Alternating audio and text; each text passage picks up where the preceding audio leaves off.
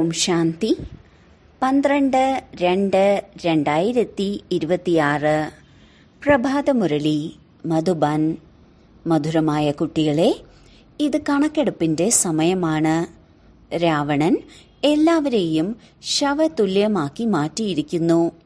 ബാബ വന്നിരിക്കുകയാണ് അമൃതം വർഷിച്ച് കൂടെ കൊണ്ടുപോകാൻ. ചോദ്യം: ശിവബാബയെ ഭോല ഭണ്ഡാരിയെന്നും, അതായത് നിഷ്കളങ്കനായ ഭണ്ഡാരമെന്നും പറയാറുണ്ട്. എന്തുകൊണ്ട്? ഉത്തരം: എന്തുകൊണ്ടെന്നാൽ ശിവഭോലാനാഥൻ, അതായത് നിഷ്കളങ്കരുടെ നാഥൻ വരുമ്പോൾ വേശ്യകളെയും അഹില്യകളെയും കൂനികളുടെയുമെല്ലാം മംഗളം ചെയ്ത് അവരെയും വിശ്വത്തിന്റെ അധികാരിയാക്കി മാറ്റുന്നു. വരുന്നതും നോക്കൂ, പതിത ലോകത്തിൽ പതിത ശരീരത്തിലാണല്ലോ. അതിനാൽ നിഷ്കളങ്കനായില്ലേ? നിഷ്കളങ്കനായ അച്ഛന്റെ ആജ്ഞയാണ്: മധുരമായ കുട്ടികളെ, ഇപ്പോൾ അമൃതം കുടിക്കൂ, വികാരങ്ങളാകുന്ന വിഷം ഉപേക്ഷിക്കൂ. ഗീതം: ദൂരദേശത്ത് വസിക്കുന്നവനെ. ഓം ശാന്തി. ആത്മീയ കുട്ടികൾ ഗീതം കേട്ടു. അർത്ഥം: ആത്മാക്കൾ ഈ ശരീരത്തിലെ കർമ്മേന്ദ്രിയമാകുന്ന കാതിലൂടെ ഗീതം കേട്ടു. ദൂരദേശത്തെ വഴിയാത്രക്കാരനാണ് വരുന്നത്. നിങ്ങളും വഴിയാത്രക്കാരല്ലേ? എല്ലാ മനുഷ്യാത്മാക്കളും വഴിയാത്രക്കാരാണ്. ആത്മാക്കൾക്ക് തൻ്റേതായ വീടില്ല. ആത്മാവ് നിരാകാരിയാണ്. നിരാകാരി ലോകത്തിൽ വസിക്കുന്നത് നിരാകാരി ആത്മാക്കളാണ്. ആ ലോകത്തെ നിരാകാരി ആത്മാക്കളുടെ വീട് ദേശം അല്ലെങ്കിൽ ലോകം എന്ന് പറയുന്നു. ഈ ലോകത്തെ ജീവാത്മാക്കളുടെ ലോകമെന്ന് പറയുന്നു.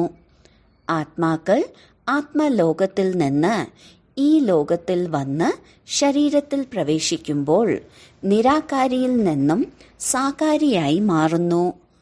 ആത്മാവിന് ഒരു രൂപവുമില്ല എന്നല്ല, തീർച്ചയായും രൂപവുമുണ്ട്, നാമവുമുണ്ട്.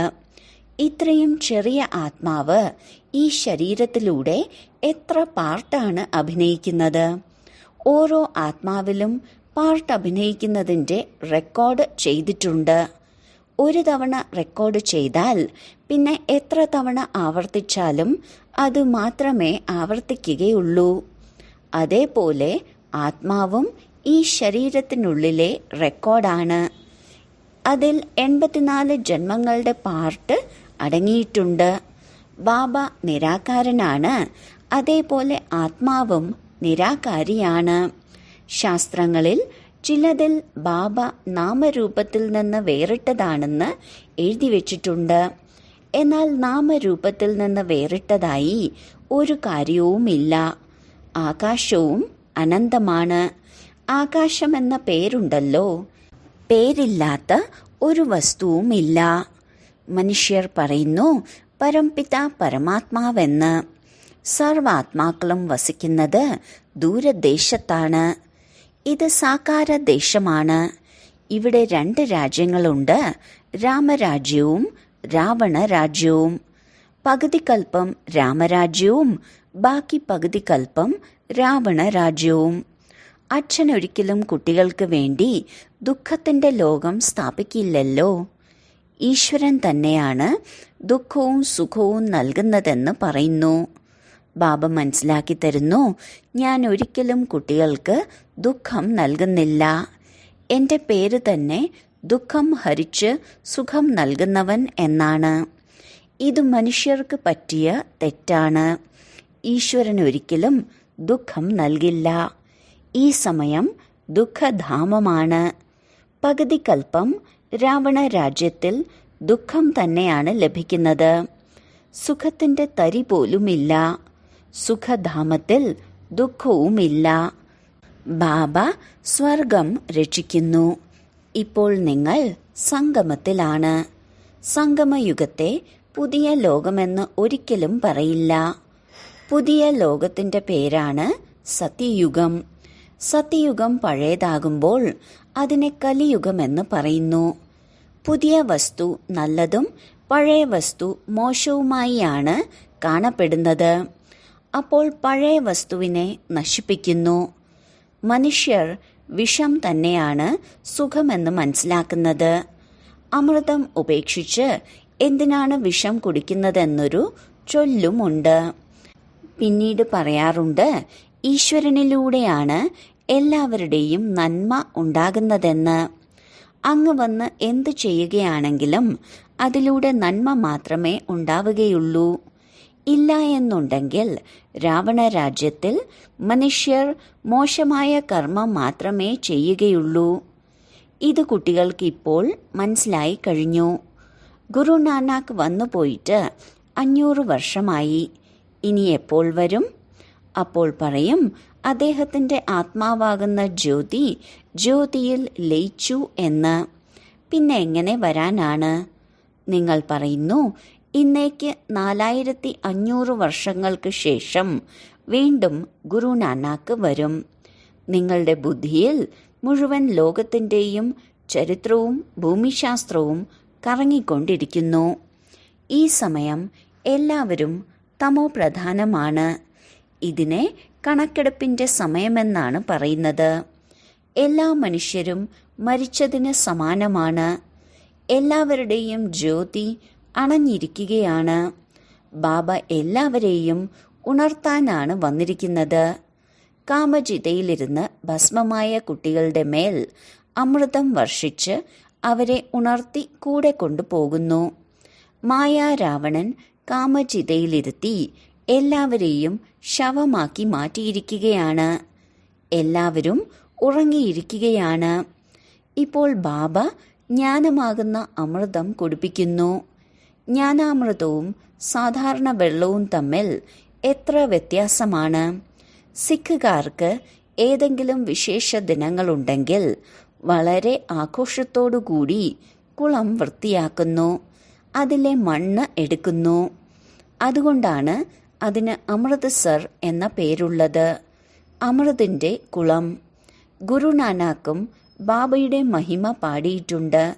സ്വയം പറയുന്നു, ഒരേ ഒരു ഓംകാരം സത്യമായ നാമം. ബാബ സദാ സത്യം മാത്രമേ പറയൂ. സത്യനാരായണന്റെ കഥയുണ്ടല്ലോ.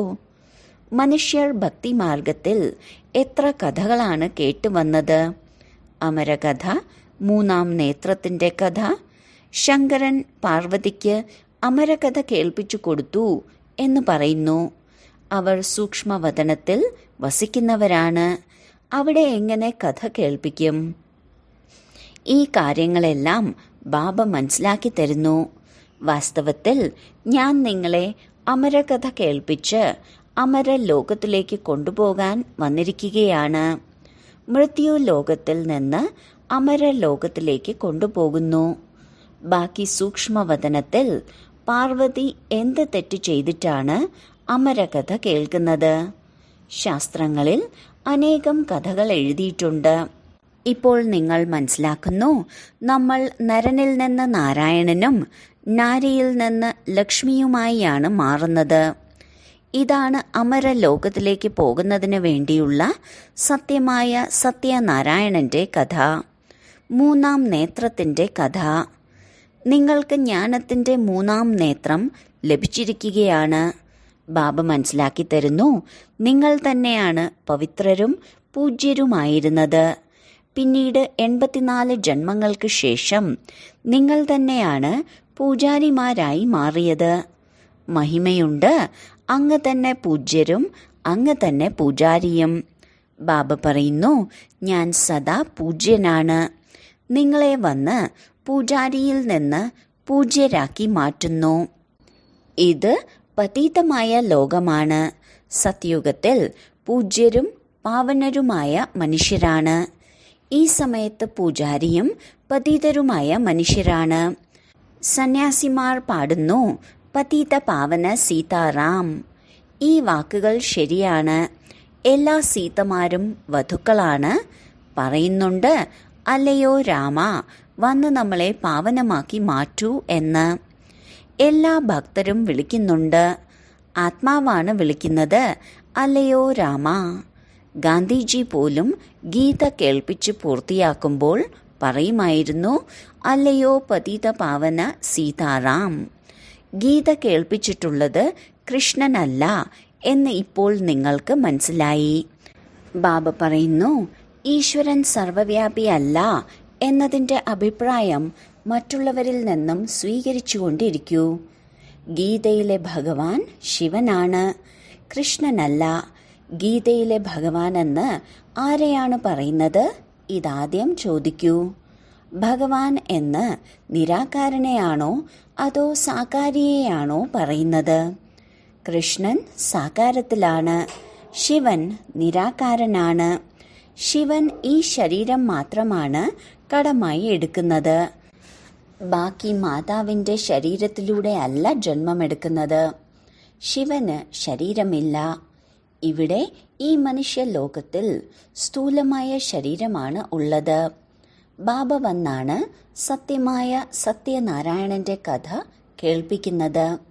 ബാബയുടെ മഹിമയാണ് പതിത പാവനൻ, സർവരുടെയും സദ്ഗതി ദാതാവ്, സർവരുടെ മുക്തി ദാതാവ്, ദുഃഖം ഹരിച്ച് സുഖം നൽകുന്നവൻ. ശരി, സുഖം എവിടെയാണ്?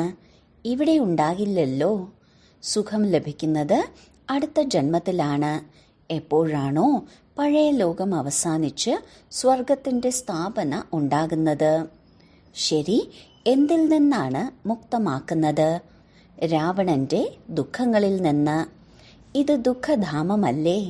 ശരി, പിന്നീട് വഴികാട്ടിയുമായി മാറുന്നുണ്ട്. ഈ ശരീരം ഇവിടെ ഇല്ലാതാകുന്നു. ആത്മാക്കളെ മാത്രമാണ് കൊണ്ടുപോകുന്നത്. ആദ്യം പ്രിയതമൻ, പിന്നീടാണ് പ്രിയതമകൾ പോകുന്നത്. ബാബ അവിനാശിയും സുന്ദരനുമായ പ്രിയതമനാണ്. എല്ലാവരെയും ദുഃഖത്തിൽ നിന്ന് മോചിപ്പിച്ച് പവിത്രമാക്കി വീട്ടിലേക്ക് കൊണ്ടുപോകുന്നു. വിവാഹം കഴിച്ചു കൊണ്ടുപോകുമ്പോൾ മുന്നിലുണ്ടാകുന്നത് പതിയാണ്, പിറകിലായിരിക്കും വധു, പിന്നീടാണ് ഘോഷയാത്ര പോകുന്നത്. നിങ്ങളുടെ മാലയും ഇങ്ങനെയാണ്. മുകളിലുള്ള ശിവബാബയാകുന്ന പുഷ്പത്തെ നമിക്കുന്നു. പിന്നീട് ഇരട്ട മണിയാകുന്ന ബ്രഹ്മാവും സരസ്വതിയും. പിന്നീടുള്ളത് ബാബയുടെ സഹയോഗികളായ നിങ്ങളാണ്. പുഷ്പമാകുന്ന ശിവബാബയുടെ ഓർമ്മയിലൂടെ തന്നെയാണ് സൂര്യവംശി വിഷ്ണുവിൻ്റെ മാല ഉണ്ടാകുന്നത്. ബ്രഹ്മാവും സരസ്വതിയുമാണ് ലക്ഷ്മി നാരായണനുമാകുന്നത്. ലക്ഷ്മി നാരായണൻ തന്നെയാണ് ബ്രഹ്മാവും സരസ്വതിയും ആകുന്നത്. ഇവർ പരിശ്രമിച്ചതുകൊണ്ടാണ് പൂജിക്കപ്പെടുന്നത്. മാല എന്താണെന്നുള്ളത് ആർക്കും അറിയില്ല. അർത്ഥമറിയാതെ മാല തിരിച്ചുകൊണ്ടേയിരിക്കും. 16,108ൻ്റെയും മാലയുണ്ട്. വലിയ വലിയ ക്ഷേത്രങ്ങളിൽ ഈ മാലയുണ്ടാകും. പിന്നീട് പലരും പല ഭാഗത്തു നിന്നും മാല ഉരുട്ടുന്നു. ബ്രഹ്മബാബ ബോംബെയിൽ ലക്ഷ്മി നാരായണന്റെ ക്ഷേത്രത്തിൽ പോകുമായിരുന്നു. മാല തിരിക്കുമായിരുന്നു. രാമരാമ എന്ന് ജപിക്കുമായിരുന്നു. എന്തുകൊണ്ടെന്നാൽ പൂവ് ഒരു ശിവബാബയാണല്ലോ. പുഷ്പത്തെ തന്നെയാണ് രാമരാമ എന്ന് പറയുന്നത്. പിന്നീട് മുഴുവൻ മാലയെയും നമസ്കരിക്കുന്നു. അപ്പോൾ ജ്ഞാനമൊന്നുമില്ലല്ലോ. പള്ളിയിലെ അച്ഛന്മാരും കയ്യിൽ മാല തിരിച്ചുകൊണ്ടിരിക്കുന്നു. നിങ്ങൾ തമോപ്രധാന യാചകരായിരിക്കുന്നു. ഇപ്പോൾ യാചകനിൽ നിന്ന് രാജാവാകുന്നു. ഭാരതം രാജാവായിരുന്നു, ഇപ്പോൾ യാചകനാണ്. വീണ്ടും രാജാവായി മാറുന്നു. ബാബയാണ് ഇങ്ങനെ ആക്കുന്നത്.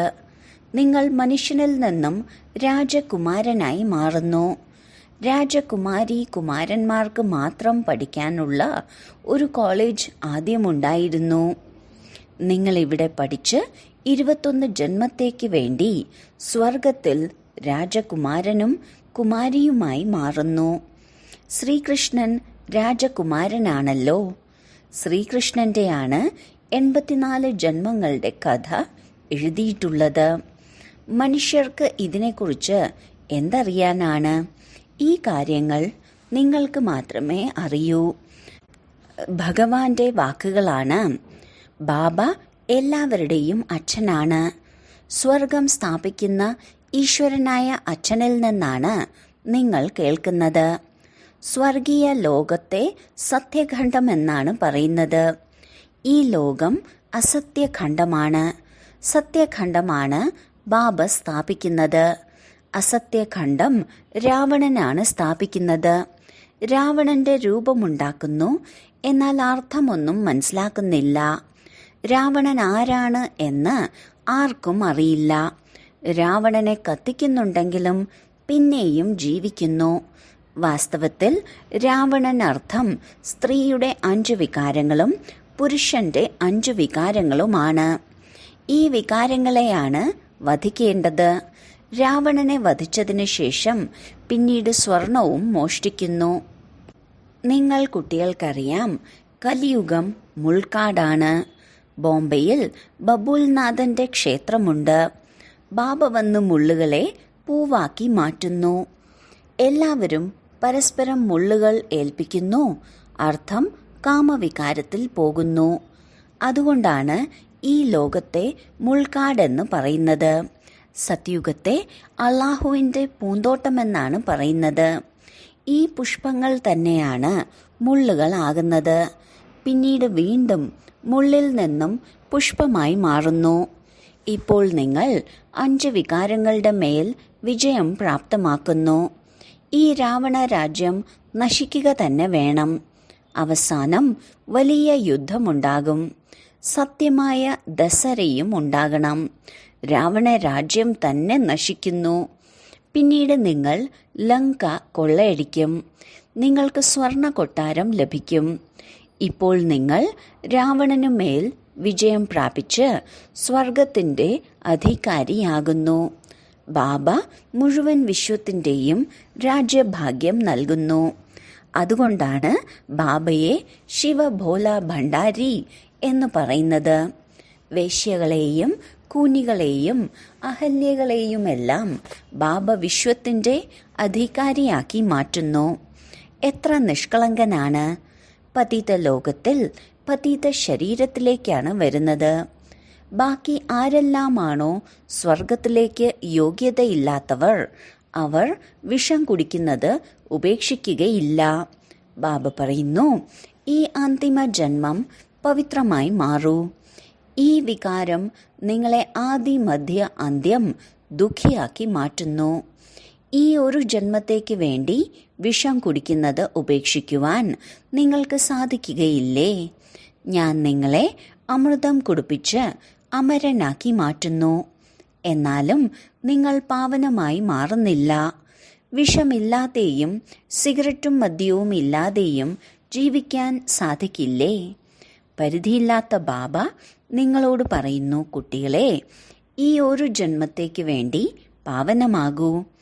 എന്നാൽ ഞാൻ നിങ്ങളെ സ്വർഗത്തിൻ്റെ അധികാരികളാക്കി മാറ്റും. പഴയ ലോകത്തിൻ്റെ വിനാശവും പുതിയ ലോകത്തിൻ്റെ സ്ഥാപനയും എന്നത് ബാബയുടെ മാത്രം കർത്തവ്യമാണ്.